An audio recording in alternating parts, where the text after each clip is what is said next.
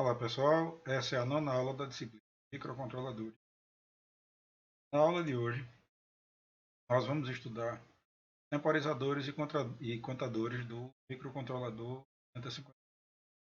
Inicialmente, eu trago a, a região de registradores especiais, como nas aulas anteriores, como no início das aulas anteriores, eu estou sempre posicionando os registradores responsáveis pela pelo recurso, né, que vai ser analisado, que vai ser estudado na aula. E no nosso caso, eu coloquei aqui em destaque os 6 registros especiais envolvidos nas operações de temporização e contagem. O destaque, o detalhe a ser observado nesse caso é que essas células quadrículas aqui não mais representam os bits associados ao registrador, mas sim o endereço dos próprios registradores. Observem que nas aulas anteriores, interrupção,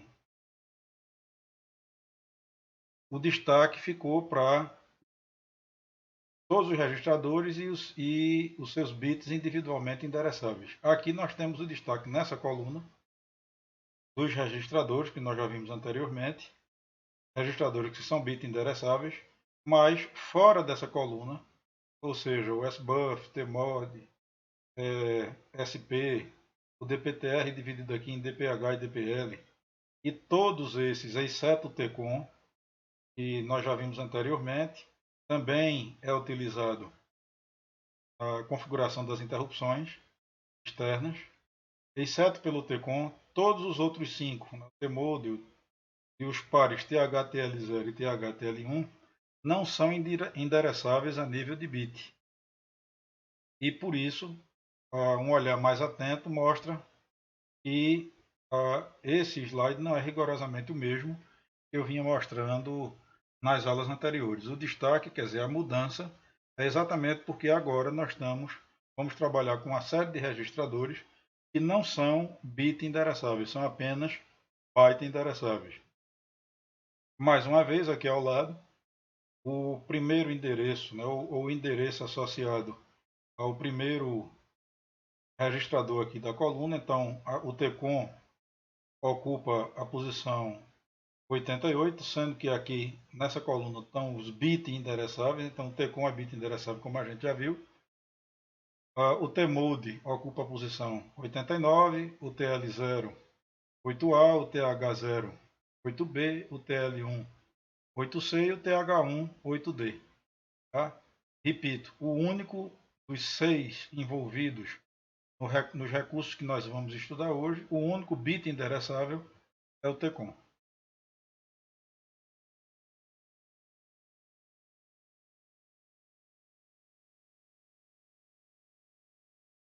O primeiro par de registradores, aliás, os primeiros 2 pares de registradores que nós vamos estudar são os pares TH0TL0 e TH1TL1. Eles são registradores de 8 bits, situados na parte alta da RAM interna, ou seja, a área de funções especiais. São apenas byte endereçáveis, como nós vimos há pouco, e podem compor para formar um registrador de 16 bits. Nós vamos verificar em que situação esse recurso é utilizado. Tá? É um dos modos de operação que nós vamos ver mais adiante.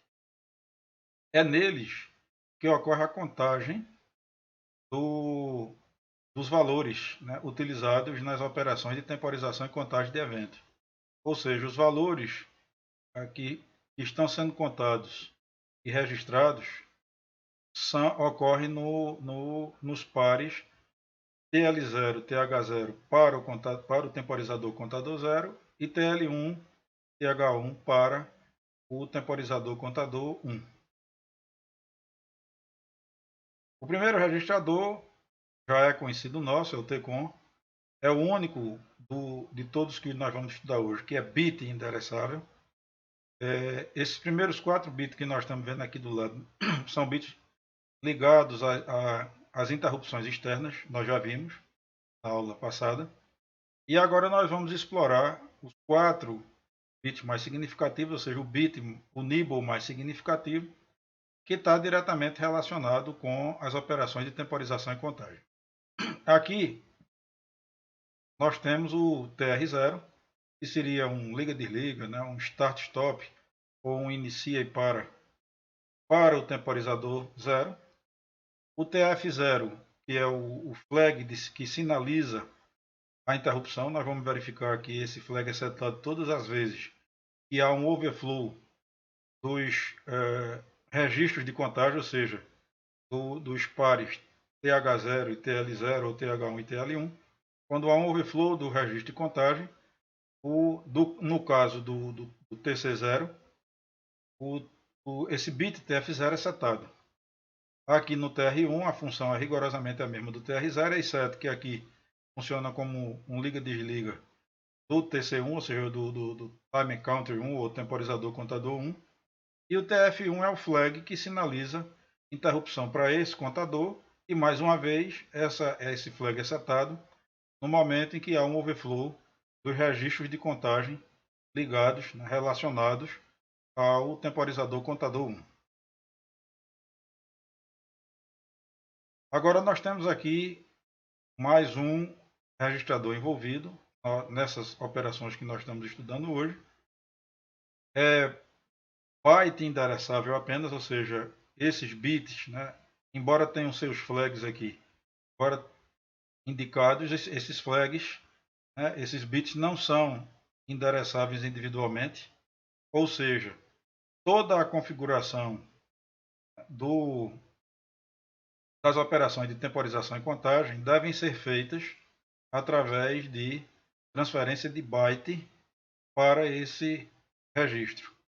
Tá? Vamos analisar rapidamente um por um cada bit desse e nos próximos slides nós vamos aprofundar a função que na realidade é definido por eles. Esse par M0M1 que aparece tanto no nibble menos significativo como no nibble mais significativo é responsável pela definição do modo de operação no qual o temporizador ou o contador irá operar. Nós vamos ver isso com mais detalhe, mas é uma combinação de 2 bits. Exatamente por ser uma combinação de 2 bits, nos dá 4 possibilidades de combinações diferentes, consequentemente 4 modos de operação diferentes. Esse bit CT0, inclusive observe o destaque do T barrado, indica que se esse bit estiver setado, ou seja, se ele for igual a 1, nós teremos uma operação de contagem, ou seja, o dispositivo, a unidade de temporização e contagem, na verdade está sendo configurada para operar como contador de eventos. Se por acaso nós trouxermos o bit 0, mas colocarmos nessa posição bit 0, nós estaremos configurando essa unidade para operar como temporizador. A pergunta que surge é, mas qual seria a diferença entre operar como contador e operar como temporizador? Como contador, nós temos os nossos pulsos que incrementam os valores contidos no meu PAT-HTL. Como contador, esses pulsos são externos. Por isso que ele é chamado de contador de eventos, ou seja, sensores conectados, sensores ligados ao microcontrolador, é que seriam responsáveis pelos pulsos que incrementam a contagem nos registradores THTL. No caso de estar configurado como temporizador, ou seja, o bit nessa posição ser um bit 0, implica em que os pulsos de contagem passam a ser uma fração dos pulsos de clock, ou seja, da frequência de clock do meu sistema. Por essa razão,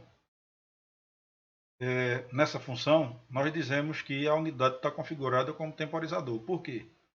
Porque as operações de temporização pressupõem sinais periódicos. sinais que apresentam precisão e que são periódicos. Logo, para temporizações, nós precisamos desse tipo desse comportamento nos pulsos que incrementam o sinal de contagem. Logo, na temporização, nós temos uma fração do clock do sistema. Esse bit, nessa posição aqui, em algumas literaturas, em alguns livros, ele é chamado de gate 0, assim como aqui é o gate 1, certo? Em outros, de forma mais compacta, ao invés de ser chamado de gate, ele é chamado de G0, e aqui G1. Aqui em nossa aula, no nosso conjunto de slides, em algumas situações eu chamei de G0 e G1, em outras situações eu chamei de gate, exatamente para chamar a atenção de que ambas as alternativas, ambas as possibilidades existem nas literaturas disponíveis. O papel do gate é um papel de controle também de como o contador ou o temporizador irá funcionar. Tá? Vai ficar mais claro mais adiante, seria uma espécie de habilitador. Tá? Dependendo do estado do gate, a gente vai verificar que a contagem será feita apenas a partir da ligação do meu TR, ou seja, no slide anterior aqui, como eu falei para vocês, o TR0 e o TR1 são uma espécie de liga-desliga ou de start-stop do meu temporizador ou contador. Né? Nós estamos vendo que por esse bit a gente define se é temporizador ou contador, mas o gate aparece e dependendo da situação dele, dependendo do estado dele, se 0 ou se 1, o start-stop vai depender apenas do TR ou dependerá do TR e de um sinal externo que é aplicado no pino de interrupção externa. Isso nós vamos ver com mais detalhes um pouco mais adiante. Note, e eu até me antecipei já falando do gate 0 e do gate 1, note que esse nibble mais significativo do T-mode, na realidade ele tem os seus mnemônicos praticamente idênticos ao do nibble menos significativo. O nibble menos significativo configura o TC0, entendam que eu estou chamando de TC para simplificar o termo temporizador contador. Tá? Então, a partir de agora, por simplicidade, eu vou chamar de TC. Então, o TC0, na verdade, tem seu modo de funcionamento controlado pelo nibble menos significativo do T-mode e o TC1 tem o seu modo de operação, a configuração de sua operação, de suas operações, definida pelo nibble mais significativo do T-mode. Novamente, o M1 e o M0, o nibble mais significativo do T-mode, definem o modo de operação. O CT define se o TC1 vai operar como contador ou temporizador. E o G1 ou Gate 1, como eu falei, é um habilitador a mais, quer dizer, dependendo de estar ativo ou não, ele vai permitir que as operações de liga e desliga do TC1 serão executadas apenas pelo bit TR do TCOM, ou se pelo bit TR e pelo pino de interrupção, ou seja, por um sinal externo aplicado ao pino de interrupção do 8051.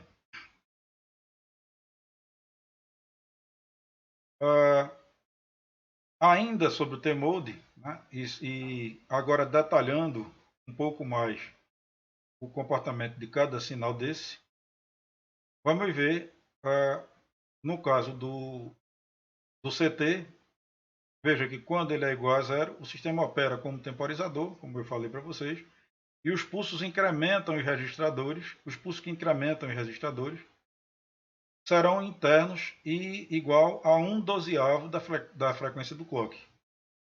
Se igual a 1, o sistema opera como contador de eventos e os pulsos que incrementam os registradores, lembrem que os registradores são exatamente os pares THTL, THTL0 para o TC0, THTL1 para o TC1, e os pulsos que os incrementam serão externos, aplicados nos pinos T0 e T1, que são pinos externos e que multiplexam sinais da minha porta P3. Uma olhada no o datasheet lá do microcontrolador, isso é facilmente constatado. O GeoGate, tá? E agora a gente vai ver o detalhe, inclusive ilustrado aqui um pequeno esquema combinacional. Veja que quando é igual a zero, a contagem é feita por software e apenas depende do valor que por software eu vou escrever em TR. TR0 para o TC0, TR1 para o TC1. Se eu escrevo 0, ou seja, se eu reseto o bit TR em um dos dois ou nos dois contadores, na verdade, veja que o bit TR é destaque aqui, ó, é o tcom.4, ou seja, o quinto bit ou o sétimo bit de tcom. Na verdade, ele está aqui, ó. Então é ou TR0 ou TR1. No momento em que eu reseto o gate, a contagem depende apenas do bit que eu coloco nesse TR. Se 0, eu paro a operação de contagem. Se 1, a operação de contagem é iniciada. Entretanto, se o gate for igual a 1, essa contagem, além de depender da condição de TR definida por software, também depende do hardware através de um nível ou alto ou baixo aplicado a um pino, ou seja, um sinal externo a nível de hardware aplicado externamente, né? Aplicado a um pino do microcontrolador. Bom, para a gente perceber isso aqui do ponto de vista gráfico, é simples. Observe que no momento em que eu aplico 0 no gate, eu teria 1 aqui, com 1 na entrada de uma porta U, independente da outra entrada, eu tenho na minha saída 1, e 1 na entrada de uma porta I faz com que a saída seja espelho da outra entrada. Então, note que, em resumo, um 0 aplicado ao meu gate faz com que a saída disso que eu estou chamando aqui de controle, ou seja, eu vou liberar ou não o funcionamento do meu contador ou do meu temporizador. Quando eu digo liberar o funcionamento, eu estou dizendo liberar as operações de incremento, tá? No registrador lá de contagem, no meu THTL. Então note que um gate igual a 0, o sinal do gate igual a 0, o bit 0, na verdade, colocado por software no gate, faz com que a minha saída dependa apenas do TR. Ou seja, se o TR for 0, aqui é 0, eu vou estar com o sistema parado. Se aqui for 1, eu terei 1 e vou estar com o meu sistema contando. Se por acaso eu aplicar nível alto, ou seja, um bit 1 no meu gate, percebam que eu não estou mais colocando nem aqui e nem no gráfico, em nenhum deles, se é TR0 ou TR1, se é gate 0 ou gate 1, por quê? Porque o comportamento é rigorosamente o mesmo, é análogo. Tá? Então,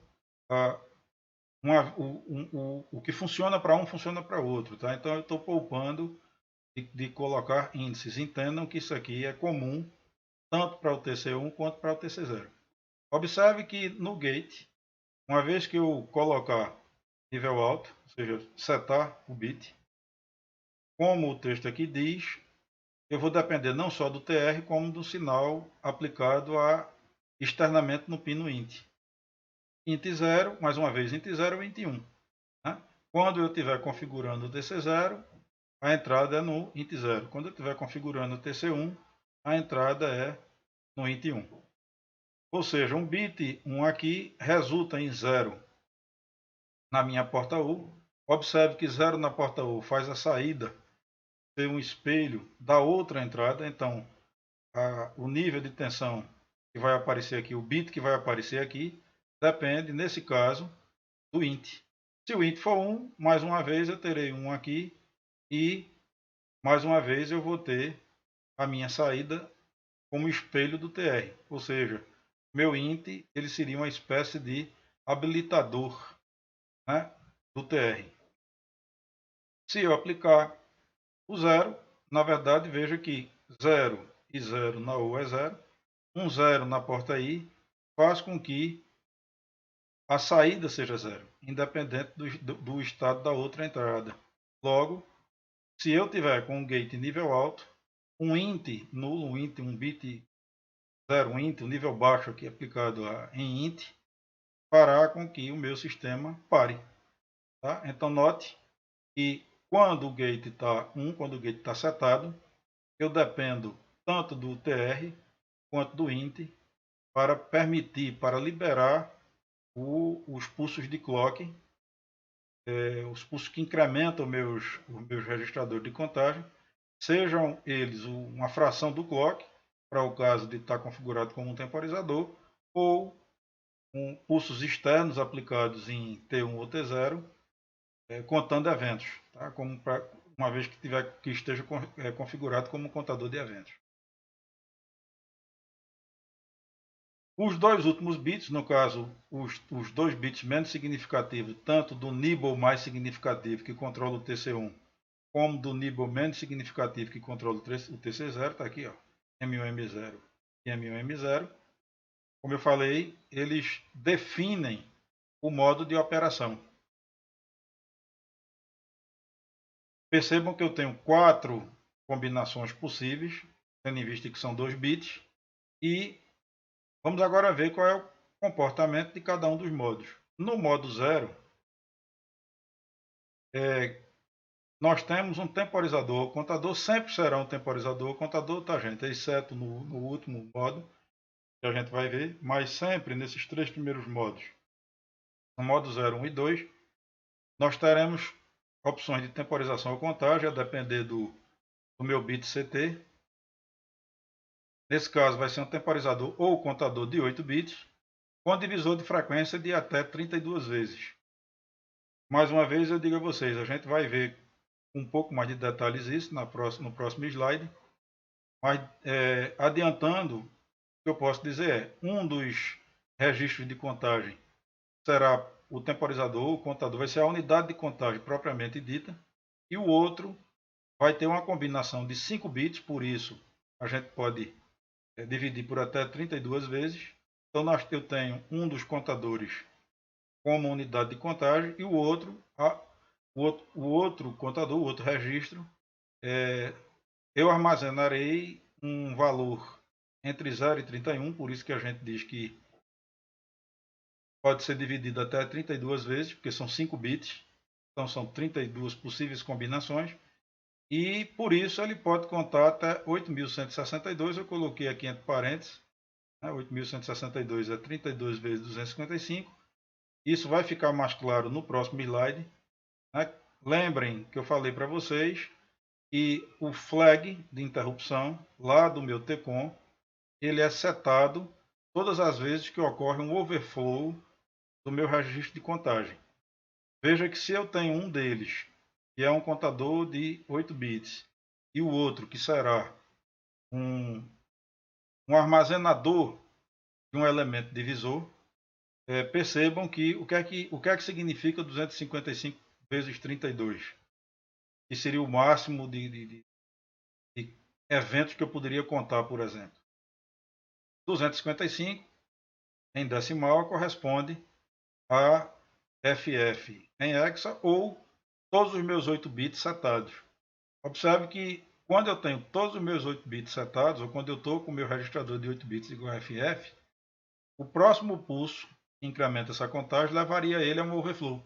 Ele voltaria a 0, mas nós teríamos uma operação de overflow, ou seja, um vai 1 no bit mais significativo. Tá? Um vai 1 no bit mais significativo é exatamente o que a gente chama de overflow, de estouro, nesse caso de um valor de contagem binário não sinalizado.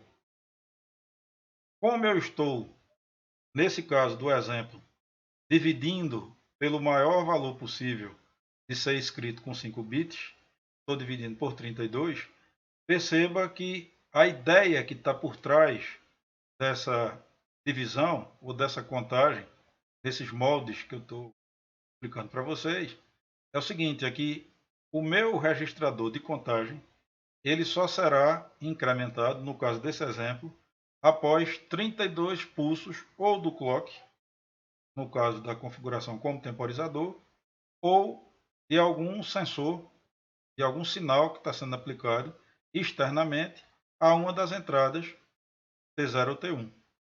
Então percebam que se eu estou, por exemplo, contando eventos, eu precisaria aplicar 32 pulsos na minha entrada externa, T0 ou T1, para incrementar a minha unidade de controle, ou seja, para incrementar o meu registrador de contagem. Perceba que isso funciona como uma divisão. Então, vamos imaginar, mudando o exemplo, que eu tivesse armazenado no registrador de divisão 10. Então, todas as vezes, a cada 10 pulsos, é que eu incrementaria 1 no registrador de contagem. Logo, perceba que existem duas formas de raciocinar. Ou eu estou dividindo por 10 a minha frequência, ou seja, a velocidade com que eu avanço no meu registrador de contagem, ou eu estaria multiplicando por 10 o número de pulsos, ou seja, a quantidade de eventos que eu poderia contar. Por isso, alguns autores dizem que a gente está dividindo a frequência por até 32 vezes. Outros optam por destacar a capacidade de contagem, ou seja, a quantidade de eventos que eu posso contar, que é bastante ampliada, podendo atingir valores de até 8.162 pulsos. Tá? Essa é uma característica do modo 0 de operação. No modo 1, o aspecto interessante, o aspecto importante, é aquela composição que eu falei para vocês lá no slide onde eu estava falando a respeito do PAT-HTL. No caso do modo 1, o 8051 ele tem a capacidade de enxergar esses registradores como um par de registradores, ou melhor, um registrador único de 16 bits, ou seja, de compor os dois registradores, né, o PAT e HTL, cada um deles com 8 bits, ele tem a capacidade de compor e enxergá-los como um único registrador de 16 bits. Qual é a vantagem? É que nesse modo de operação, nós podemos contar muito mais eventos, ou seja, nós podemos trabalhar com até 65.536 pulsos. No modo 2, a grande vantagem, o que há de interessante é ele é um modo de recarga automática. Tá? Vai ficar mais simples e mais claro no próximo slide, onde eu mostro um circuito combinacional que mostra, né, graficamente cada um desses modos de operação, mas só adiantando, o que é que há de interessante nesse modo 2? É que nos modos anteriores,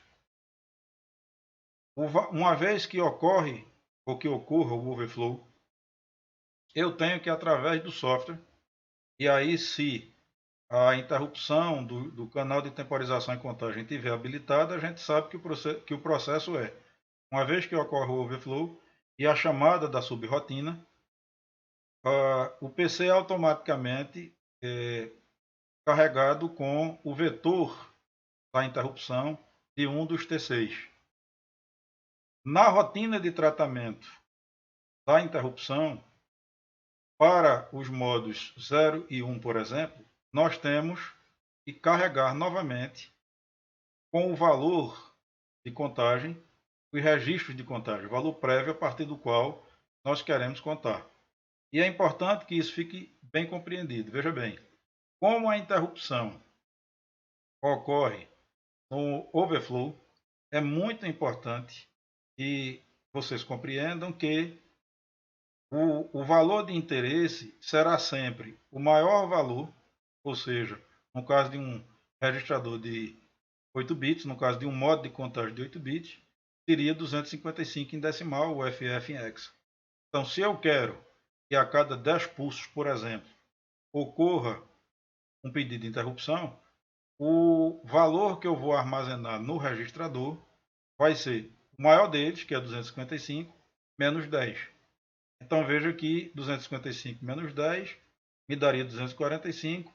Eu vou converter isso para hexa ou para binário, ou mesmo posso deixar em decimal, no caso de nós estamos apenas lembrando, né, que essa constante, se for em decimal, ela tem que ser sempre lá no meu assembler precedida por um sustenido.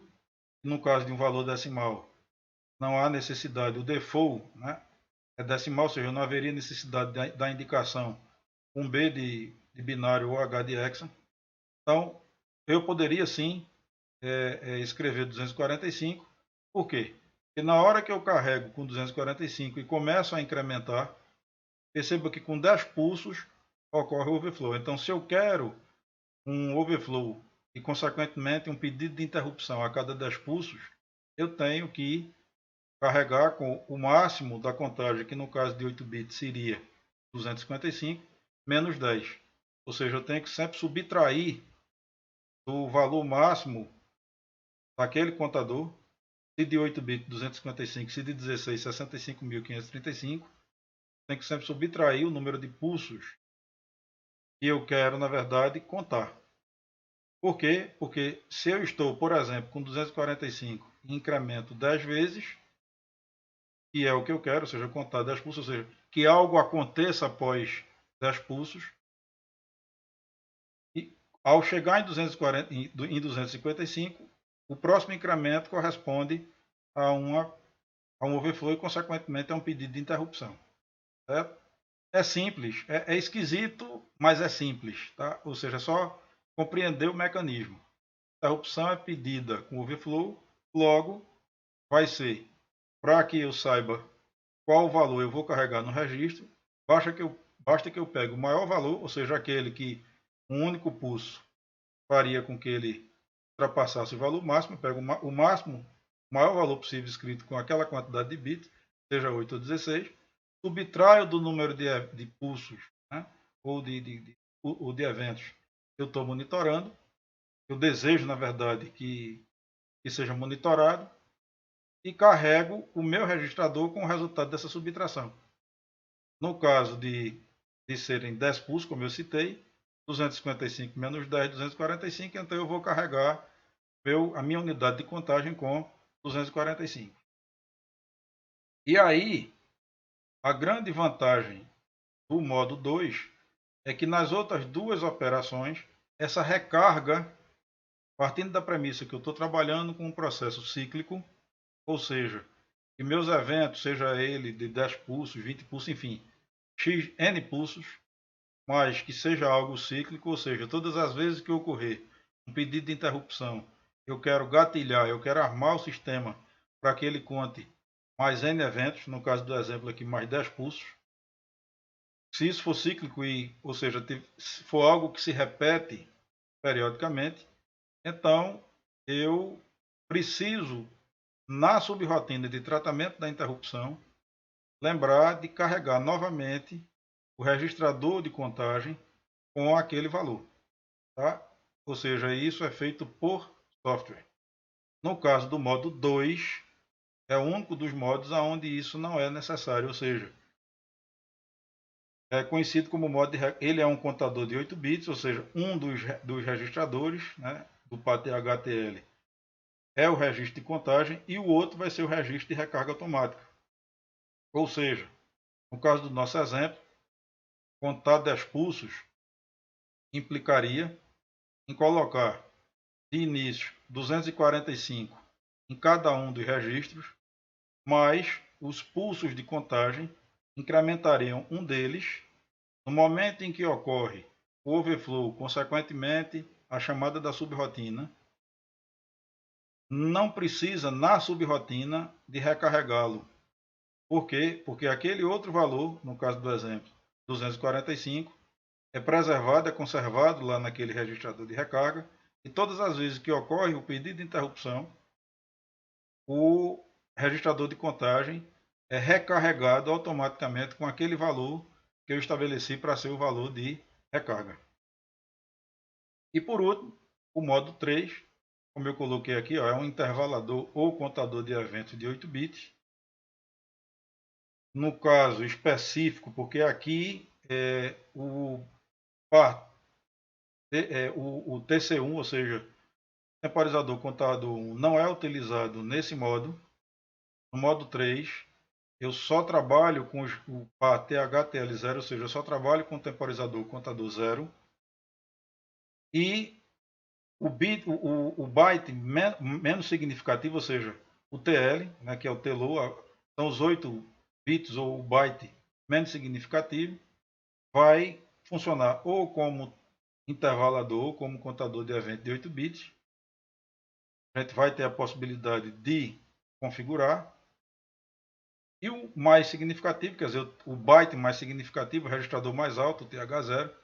E nesse caso, perceba, né, alguém poderia questionar, mas por que está se falando agora em byte mais significativo e byte menos significativo? Exatamente por conta do modo 1. Porque como aqui um dos modos me dá a condição de trabalhar com um registro de 16 bits, ou seja, um contador de 16 bits, o TH, seja ele 0 ou 1, é o que contém o byte mais alto, o byte mais significativo, e o TL, seja ele 0 ou 1, é o que contém o byte menos significativo, para o caso do modo 1. No caso do modo 3, e aí por isso estou dizendo byte menos significativo, me dá a condição de configurar se vai ser uma operação de contagem ou um intervalador, ou no caso um temporizador de 8 bits fixo. Tá? Então, para o TL0, eu tenho a condição de definir a origem dos pulsos, se vai ser uma fração do clock ou se vai ser um evento externo. No caso do TH0, não. No caso do TH0, ele já por padrão, por default, um temporizador de 8 bits. Vamos agora rever, né, utilizando aqui a forma gráfica, né, um pequeno circuito combinacional, mostrando o resumo, mostrando graficamente como é que é todo o comportamento de cada um dos modos. Então veja que no modo 0 eu posso selecionar se vai funcionar como um temporizador, aplicando um bit 0 em CT. Note que o meu trem de pulsos, né, o meu sinal de clock, ele é dividido por 12, ou seja, um dozeavo do sinal de clock. Então, quando eu tenho o CT colocado em 0, quem na realidade vai incrementar a minha unidade de contagem, que no caso do modo 0 é o TH, repito, seja TH0, seja TH1, dependendo do TC que nós estamos trabalhando. Mais uma vez, veja que eu suprimi o índice, porque o raciocínio é análogo para qualquer um dos dois. Então, note que quando o CT está em 0, eu estou jogando um dozeavo da frequência de clock como sinal, né, como os pulsos de incremento do meu TH. Esse controle, veja que esse sinal de controle, essa unidade de habilitação, ela é definida por quem? Pela combinação TR gate int. Tá? Ou seja, o gate em 0, isso aqui passa a não operar ou a simplesmente não ter efeito, porque com o gate em 0 nós já vimos que aqui nós teríamos um na entrada daí, na realidade faz com que a saída seja espelho da outra entrada, ou seja, a saída passaria a ser um espelho do TR quando o gate é 0, independente do int. Então, com o gate 0, o meu sinal de controle, ou seja, aquele que vai liberar os pulsos de contagem, os pulsos que vão incrementar meu TH, depende exclusivamente do nível lógico do TR. Se TR igual a 0, simplesmente a chavinha aqui está aberta, não vai haver incremento. Se TR igual a 1, eu estou fechando esse contato, quer dizer, estou fechando essa chave lógica, e eu vou incrementar o meu TH, que é exatamente a minha unidade de contagem, ou com uma fração do pulso de clock, ou com pulsos aplicados no meu pino T externo. No caso, um contador de eventos. O meu TL é exatamente a unidade onde eu coloco um valor de 0 a 31, percebam que de 0 a 31 em decimal, né, ou de 0 a 1F em hexa. Perceba que isso porque eu tenho 5 bits, ou seja, os 5 primeiros bits, né, os 5 bits menos significativos é que vão definir esse valor, que pode ser um valor a ser raciocinado como um divisor de frequência, da frequência que incrementa o contador, ou um multiplicador da contagem de eventos. Né? Perceba, vou repetir, não é difícil, mas é muito importante que fique bem compreendido. Como é que a gente enxerga esse valor como um valor a dividir, como um valor divisor? Porque eu estou dividindo, na verdade, eu estaria dividindo, na verdade, o máximo de pulsos que eu vou aplicar aqui. Então, por exemplo, vamos imaginar que eu tivesse um clock que me desse aqui uma frequência de 1 MHz, por exemplo. Um clock de 12 MHz, a minha frequência de incremento aqui seria 1 MHz. Se eu colocar 10 aqui em TL, na verdade, a frequência com que o meu TH vai ser incrementado, né, vai ser aliás, a frequência é a mesma, 1 MHz, entretanto, o meu pedido de interrupção, na realidade, ocorreria a cada 100 kHz. Tá? Por quê? Porque como eu estou dividindo o número de pulsos de entrada, a contagem, ou seja, o meu FF aqui, ocorreria, quer dizer, eu só incrementaria o meu TH a cada 10 pulsos. Tá? Logo, se eu estou aplicando uma frequência de 1 MHz, mas só incremento o TH a cada 10 pulsos, perceba que eu só pediria interrupção, ou seja, eu só teria overflow do meu TH a cada 100 kHz. Eu estaria dividindo, na verdade, a minha frequência do meu sinal aqui de saída. Como multiplicador, fica mais claro se a gente raciocinar na condição de um contador de eventos, ou seja, eu teria 10 pulsos, ou seja, eu estaria contando 10 pulsos para que, na verdade, eu incrementasse um aqui. Tá? Ou seja, a quantidade de pulsos que eu iria aplicar aqui no meu pino seria, na verdade, dividida por 10, ou seja, a cada 10 vezes a quantidade de pulsos que eu aplicasse aqui no meu pino era que geraria uma interrupção. Contextualizando, seria algo do tipo: se eu tivesse uma esteira e eu quisesse que a cada estivesse contando, por exemplo, 100 caixas, mas eu quisesse pedir uma interrupção a cada 10. Tá? Então eu estaria contando, eu estaria gerando pulsos. Meu sensor de detecção das caixas estaria gerando pulsos a cada 10 caixas, ele geraria um pulso. Tá? E aí eu pararia, por exemplo, a esteira, porque eu saberia que ali teria passado 100 caixas, mas eu teria blocos, né, pallets de 10 caixas, por exemplo. Tá? Então, eu tanto posso raciocinar como um multiplicador de contagem de eventos, fica mais fácil contextualizar o raciocínio de como um multiplicador de eventos, né? Ou eu teria um divisor de frequência, né, quando eu tivesse selecionado para operar como um temporizador. Perceba que o que eu chamo aqui de ultrapassagem é exatamente o overflow, ou seja, o maior valor possível de ser contado com o meu TH, que nesse caso é 8 bits. Então, a cada 255 passos, eu atingiria um overflow ou uma ultrapassagem desse valor, setaria o meu TF, né? Lembrando que o meu TF é um bit lá do meu TCOM, tá? Que é o flag de interrupção. Voltando lá para o TCOM, vamos botar só para refrescar. Veja que TF0 e TF1 são os bits, os flags, né, os flag bits, que indicam uma solicitação de interrupção. Tá? Claro que essa interrupção ela vai ser automática se lá no meu IE, que nós vimos na aula passada, lá nas interrupções, lá no meu IE, o meu flag correspondente ao timer, né, ao temporizador, estiver setado, habilitando a interrupção. Tá? Mas esse TF é o flag do TCOM, é um bit lá do TCOM, e todas as vezes que ele está setado é para indicar que ocorreu um overflow da minha unidade de contagem e, consequentemente, um pedido de interrupção. Se isso vai ser feito automaticamente ou não, vai depender da interrupção estar habilitada lá no meu habilitador de interrupções.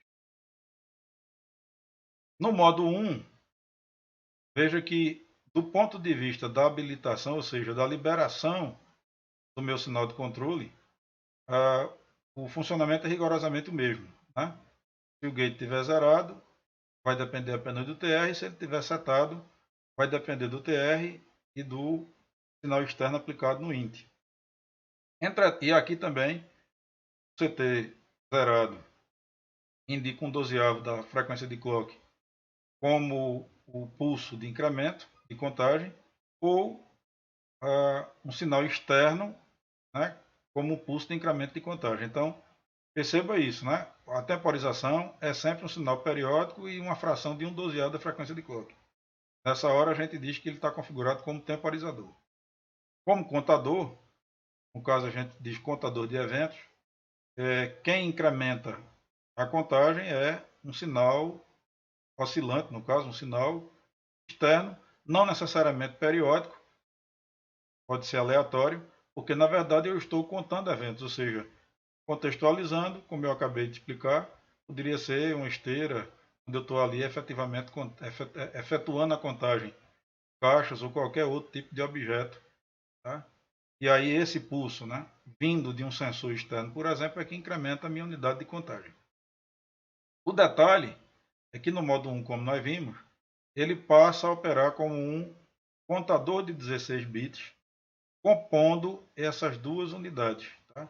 Inclusive, eu até deveria ter destacado, né, que aqui, apesar de serem dois registradores de 8 bits, para esse modo ele passa a ser encarado com um de 16. Eu vou fazer essa pequena correção aqui, ou colocar algo que indique que aqui ele é um registrador de 16, ele é visto pelo sistema, ele é visto pelo microcontrolador como um registrador de 16 bits, no conjunto de lights que depois eu vou disponibilizar para vocês. Então, aqui ele é um registrador de 16 bits e a ultrapassagem, ou seja, o overflow, a ultrapassagem do maior valor vai ocorrer quando o valor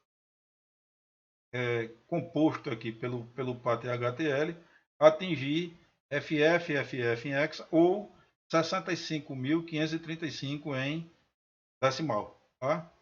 No momento em que isso acontece, o flag TF do TC em questão é setado, tá? E ele sinaliza um pedido de interrupção que mais uma vez ocorrerá automaticamente se a interrupção estiver habilitada, ou ele fica setado e essa checagem, como nós também já vimos na aula de interrupções, essa checagem pode ser feita por software. Tá? No tronco principal do meu programa, do meu código-fonte, eu posso, vez por outra, ficar monitorando o valor desse flag e tomar alguma atitude no momento em que eu perceber que ele está setado. Tá?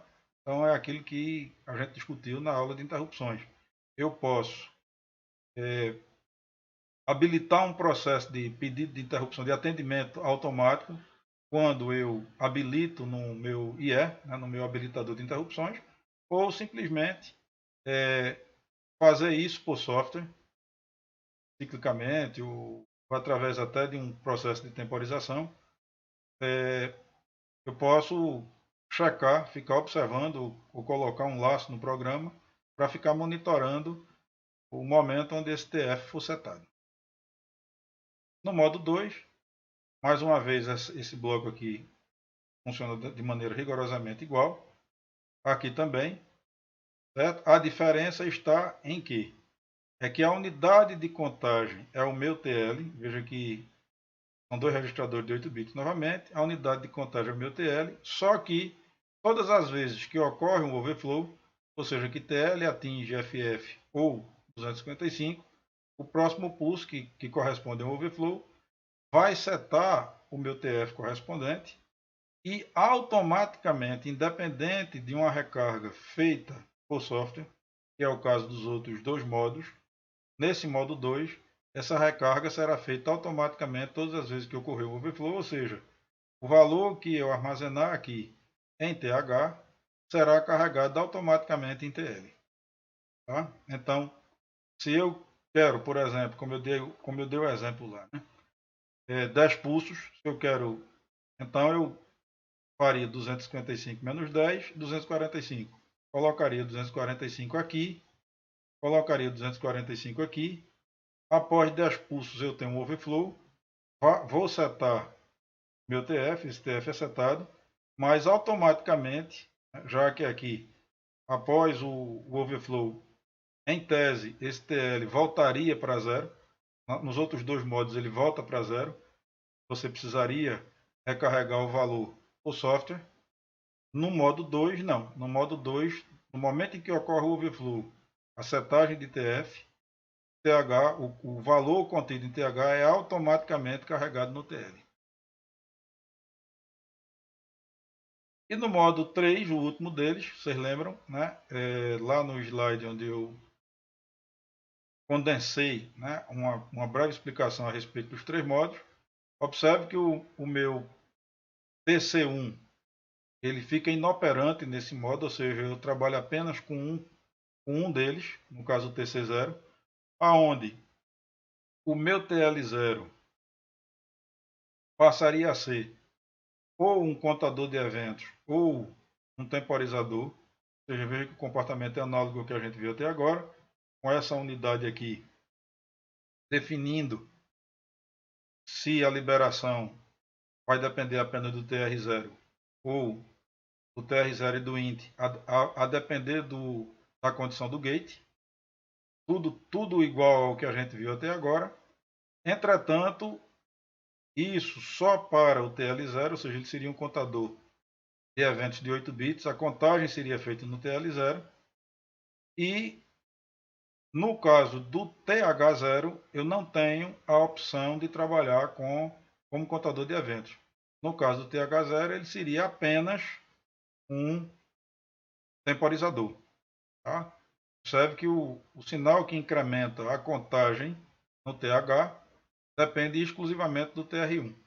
Tá? E é exatamente pelo fato de que depende do TR1, lembre-se que TR1 é aquele bit, é o bit que de liga desliga do contador 1, como ele está inoperante nesse modo ele está desativado, o bit que serve para iniciar ou paralisar a contagem é destinado a controlar o TH0. Tá?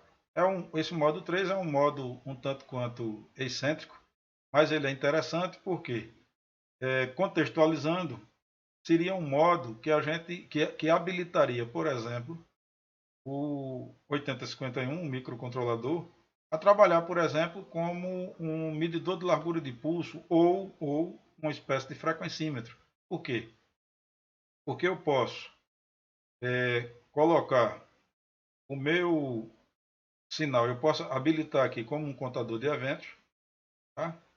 o, o TL0, quer dizer, esse bloco, né, que incrementa a contagem de TL0, poderia selecionar para ser um contador de eventos, colocar no pino T0 o sinal que eu quero medir, né, a frequência ou a duração do pulso, e no momento em que eu startar tanto um quanto o outro, veja que como aqui é apenas um temporizador, tá? Ou seja, eu teria o incremento do TH se dá pelo pulso de clock, ou seja, por uma fração do pulso de clock, é um sinal periódico, preciso. No momento em que eu startar o processo, na verdade, o que é que vai acontecer? Obviamente, a frequência aqui terá que ser menor do que a de 1/12 do meu clock. No momento em que eu startar, o tempo em que eu estiver habilitando através aqui do gate, por exemplo. Aliás, perdão, através do int0, né? Eu posso, na realidade, selecionar como temporizador, como contador de eventos, e ativar o meu gate. Então, o que é que acontece? Eu posso aplicar o meu sinal aqui no int, tá? E aí o que é que vai acontecer? Todas as vezes que eu quiser efetuar a leitura do sinal, basta que eu trave a contagem no int e o sinal que está sendo aplicado aqui no T0, tá? Eu vou ter a condição de saber qual é a largura do pulso. Tá? Ou seja, eu coloco aqui no T0 o sinal e coloco aqui no meu int um controle. seto gate. Observe que todas as vezes que o int baixar, essa contagem vai ser travada. No momento em que a contagem for travada, eu sei a duração dela pelo valor que está armazenado no meu TH0.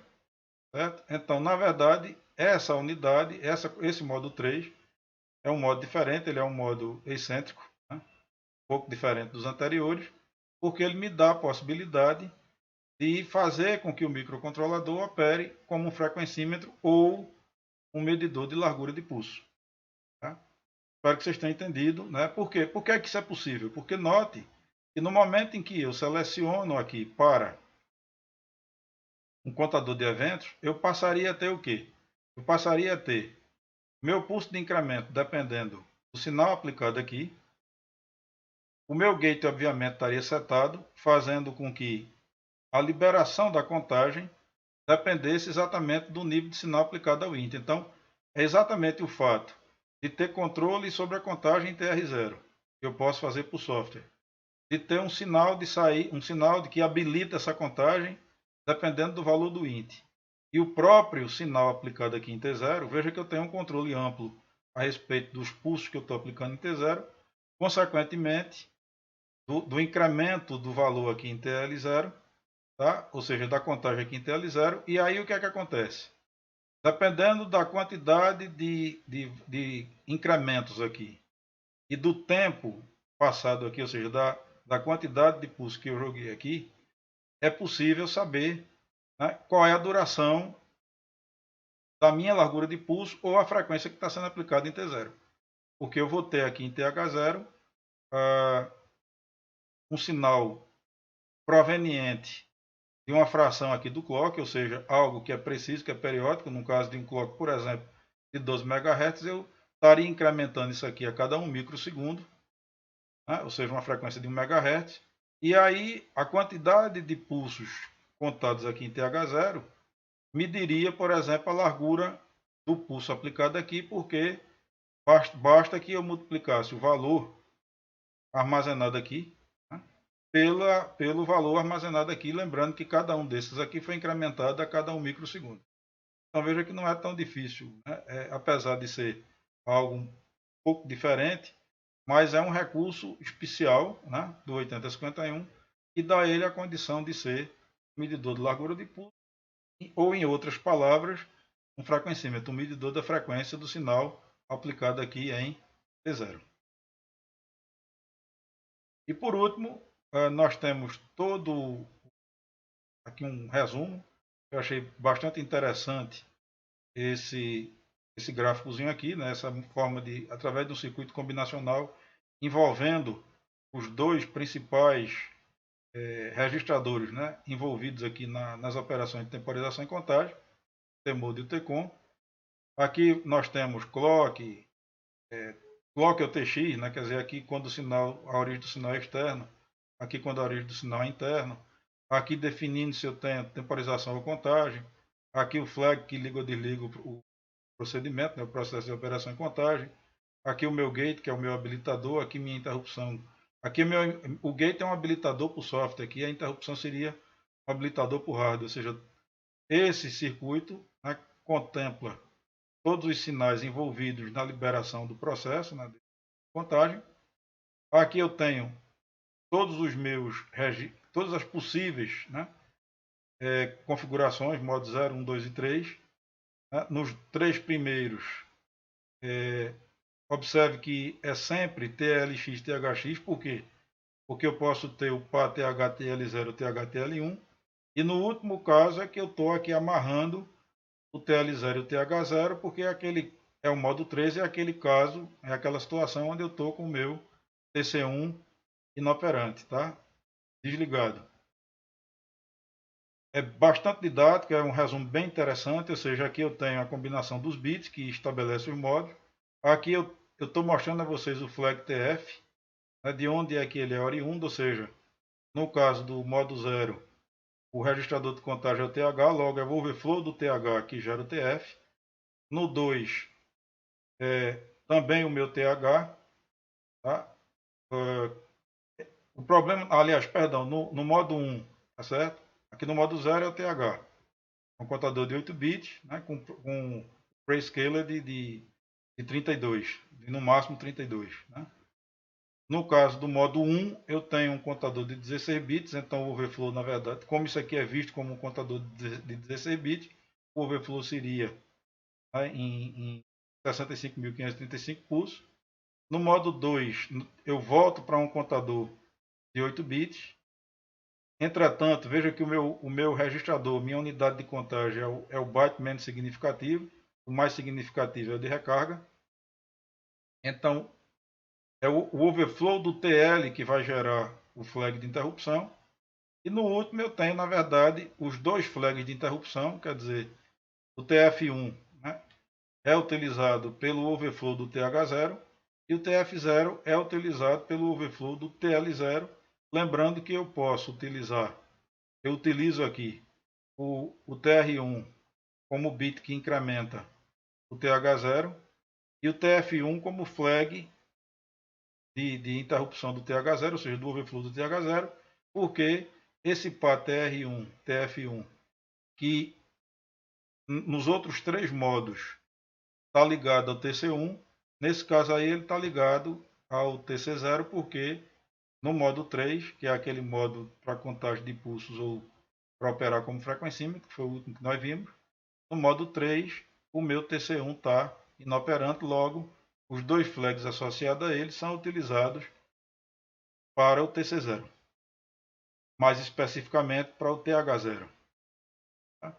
Por hoje, pessoal, é só. Eu espero que tenha ficado compreendido. Eu sei que em alguns momentos a quantidade de informações é maior, quer dizer, o processo de temporização e contagem tem algumas especificidades que recomendam, né, que a gente veja com bastante atenção.